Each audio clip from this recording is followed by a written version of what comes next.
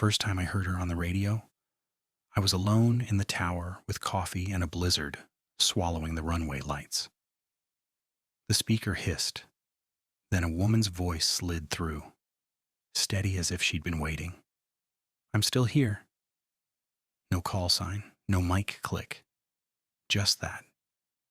I logged it because when you're scared, you want ink to admit it happened. 8 years later, I moved my family back into my childhood house and found the same voice living in my backyard. Mara hated the place the moment we pulled into the drive.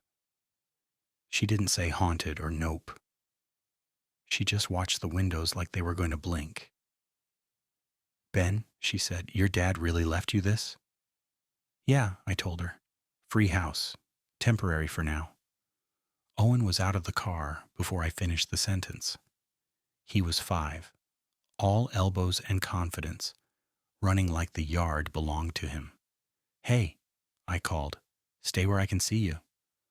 "I can see you," he yelled back and vanished behind the garage. We came in late October 2024 because rent was killing us and my job had gone remote.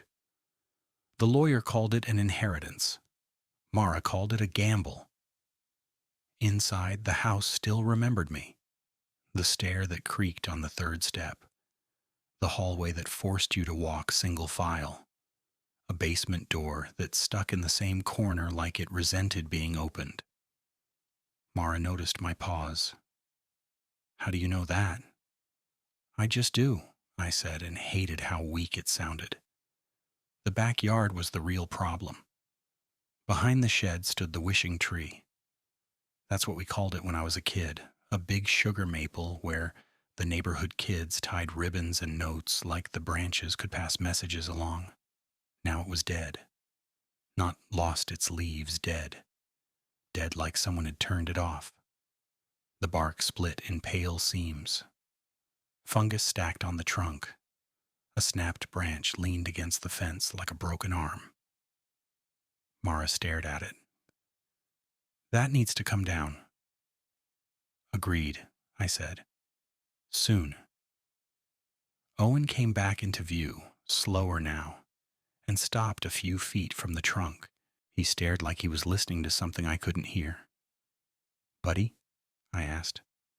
"What's up?" He didn't look at me. "She's stuck." Mara's head turned sharp. "Who's stuck?" Owen pointed at the tree. "The girl." I crouched beside him. "What girl?" He finally looked at me, and his eyes were too calm for a kid who just said that. "The one that promised." Mara tried to keep her voice light. "Owen, where did you hear that?" He shrugged. "She said it." That night, after Owen fell asleep, Mara and I sat on the living room floor eating pizza off the box because we still hadn't unpacked the kitchen. The house made settling sounds, like it was working through joints. "Kids say weird stuff," I offered. Mara didn't buy it. "He's not a weird stuff kid. He's a please cut my sandwich into squares kid. That was specific." I tried to laugh. "Maybe he's being dramatic." Mara leaned in. "Don't make it cute." I didn't tell her about the tower. I hadn't told anyone because it sounded like an internet story you'd read at 2 a.m. and regret. In my 20s, I'd worked graveyard shift in a small airport control tower up in Maine. Procedures, checklists, logs. The same voices night after night. The job was mostly silence and discipline, until it wasn't. One storm, I caught movement near the edge lights on runway 27, too steady to be blowing snow. I grabbed the binoculars and saw a woman-shaped figure against the whiteout. I keyed the mic. "Security tower, possible trespasser on 27. Static. Then security answered. "Copy. Any detail?" "Female," I said. "No reflective gear." The speaker hissed again, and that same calm voice slipped in, close enough to feel like it was in my ear. "I'm still here." My thumb lifted off the push to talk like it burned. Security swept the runway and found nothing. My supervisor listened to the recording the next morning and shrugged. Interference, he said. Log it and move on. I logged it. I did not move on. Back in Vermont, Owen started leaving little offerings at the base of the wishing tree. A plastic dinosaur, a cracker in its wrapper, a drawing of a stick figure with long hair and a frown that took up most of the face. Mara held up the drawing. Owen, who is this? He kept coloring. Her. Her who? The girl, he said like Mara was testing him. She wants her shoes. I checked old family photos that night, hunting for anything that could explain a girl in Owen's head. There were pictures of me on that tree branch, grinning, ribbons tied to my wrists like trophies. No girl, no neighbor kid, just me. The next day while I was on a work call, Mara texted me from inside the house. Why is the back door unlocked? I typed back, probably Owen. I'll check after. She replied, he's with me. I muted my mic and walked to the kitchen. The back door was unlatched, open a few inches. Cold air slid in, carrying that damp, rotten smell from the tree. When I closed it, I noticed muddy prints on the threshold. Barefoot, small like Owen's. But Owen was in the living room watching cartoons, feet tucked under him, wearing socks. That night, I double-checked every lock. I wedged a chair under the back knob like a paranoid cartoon husband and told myself I was being responsible. Around 2 a.m, Mara grabbed my wrist hard enough to leave crescent marks. Ben, she whispered, don't move. The space beside me was empty. The sheet was peeled back like someone had gotten up carefully. The chair in the kitchen was on its side, and the back door was open wide. Ben sprinted barefoot through the kitchen because the back door was wide open and the yard smelled like that dead tree. Mara was outside. She stood inches from the wishing tree, arms hanging loose, face tilted up. Her lips moved without sound, like she was repeating a line she'd been told to memorize. Mara, I said, hey, come inside. She blinked slowly. I promised. My stomach dropped. Promised what? I promised I'd help, she said, and her voice wasn't sleepy. It was flat, certain. Help who? She looked past me at the trunk. The girl, she can't move. I grabbed her shoulders. Her skin felt like colder than the night air. You're sleepwalking. Owen's inside. We're going in. For a second, her eyes focused, scared and human. Ben, why am I out here? Then she sagged against me like the question drained her. I got her inside, locked the door, and sat her on the couch. She fell asleep instantly. Owen was still in bed, one sock missing. In the morning, Mara remembered none of it.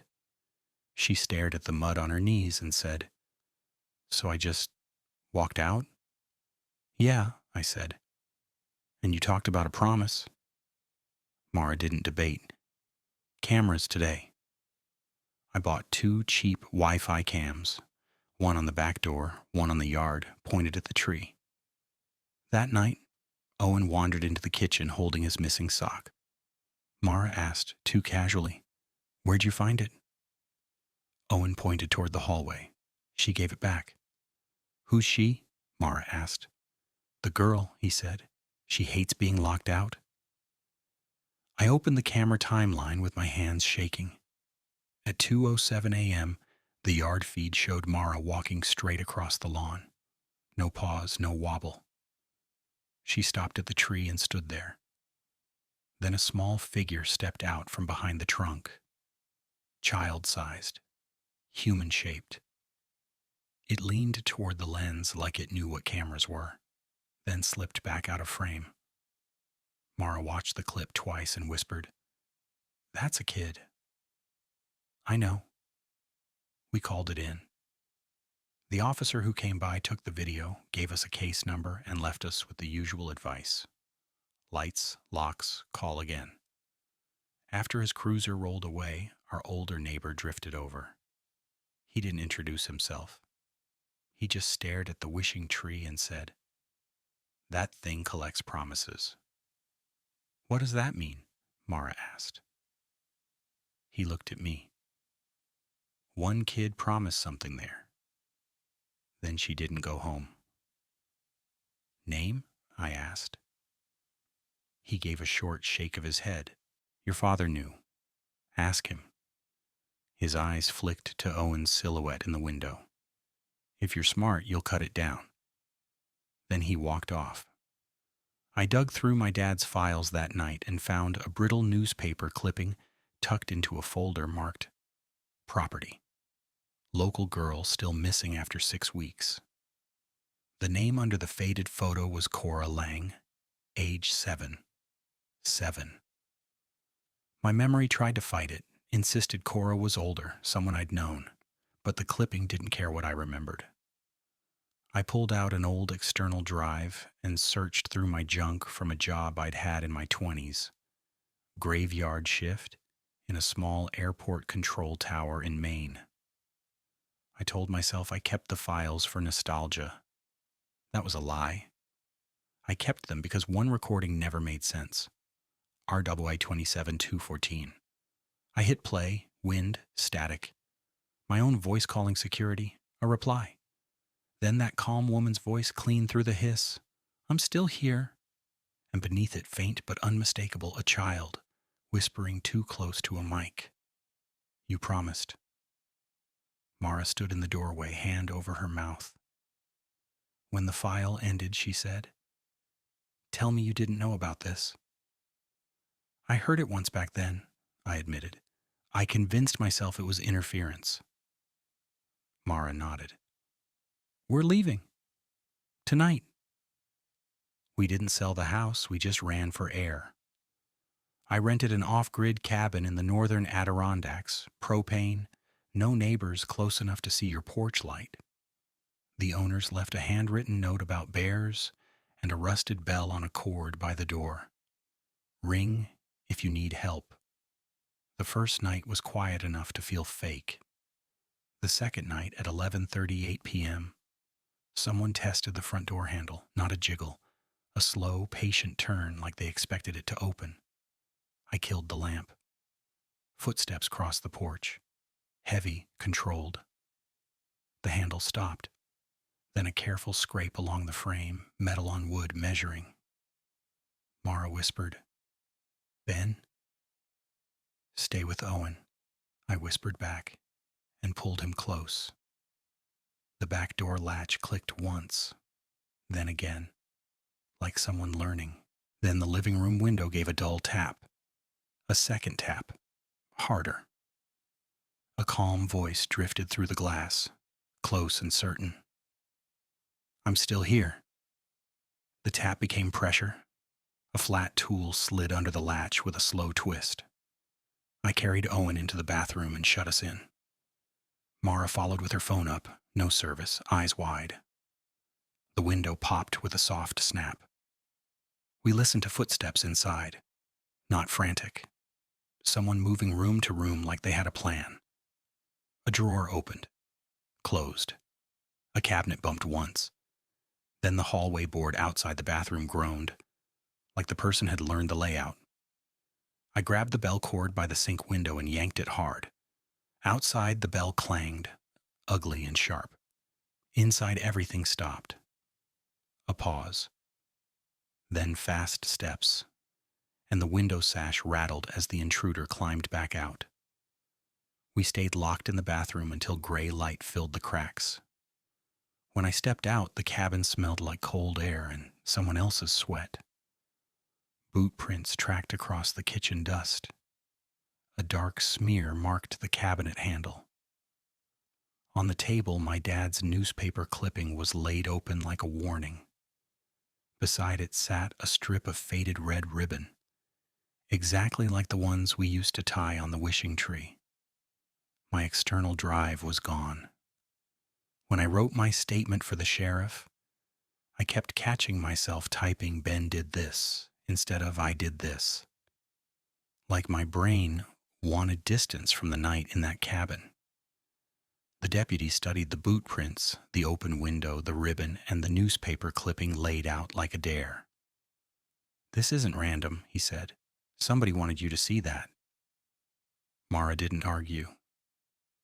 "We're leaving."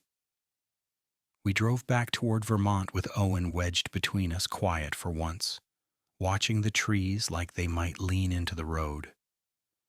My phone found service and filled with missed calls from the state police barracks near my hometown. I called back from a gas station. "Mr. Keene?" a woman said. "Detective Sato. We need you at your property. Today." When we arrived, 2 cruisers blocked my driveway. Yellow tape cut my backyard into neat, brutal squares. The dead wishing tree stood inside it, bark split like old scars. Detective Sato met me at the gate. Mid-40s, hair tight, eyes that didn't waste time. "You hire anyone to dig recently?" she asked. "No, we were going to call an arborist." "Good," she said. "Don't touch anything." She led me to the back porch and pointed at the mud by the threshold. One set of prints wasn't Owen's size.